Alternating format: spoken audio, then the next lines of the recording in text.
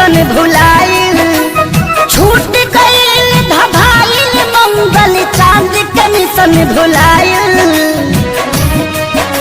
DJ कांताराज छूट गइल धभाइल मंगल चांद के मिशन भुलाइल। कुदरत के आगे देखा विज्ञान भी मौला हो गइल। भगवान के हाथ के कठपुतली इंसान खिलौना हो गइल। भगवान के हाथ के कठपुतली इंसान खिलौना हो गइल।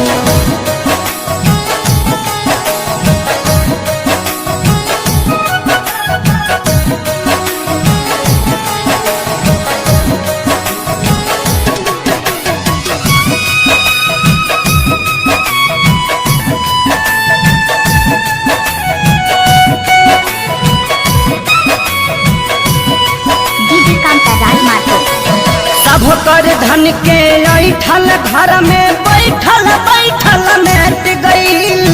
बड़का बड़का वीर भूपति के विपत्ति से जब भेंट भइल।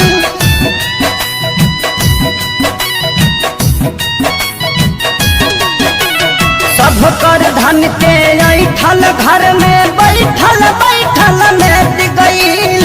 बड़का बड़का वीर भूपति के विपत्ति से जब भेंट भइल। त्राजिमाम जगत में भइल जब काम घिनौना हो गइल। भगवान के हाथ के कठपुतली इंसान खिलौना हो गइल। भगवान के हाथ के कठपुतली इंसान खिलौना हो गइल। इलाका राजेंद्र ग्राम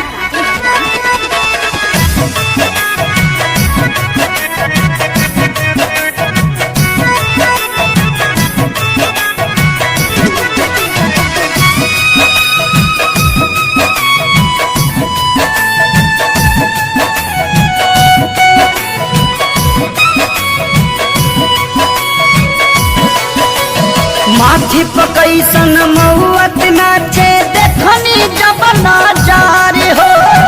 अपनों से मिले जुले मेला बताया बदर हो। डीजे कांताराज मातो ग्राम बुधना की रहने वाले। माथी पकैसन महुअत नाचे देखनी जब नजार हो। अपनों से मिले जुले मेला बताया बदर हो। एक किलो के रह के भी अलगा बिछौना हो गइल। भगवान के हाथ के कठपुतली इंसान खिलौना हो गइल। भगवान के हाथ के कठपुतली इंसान खिलौना हो गइल।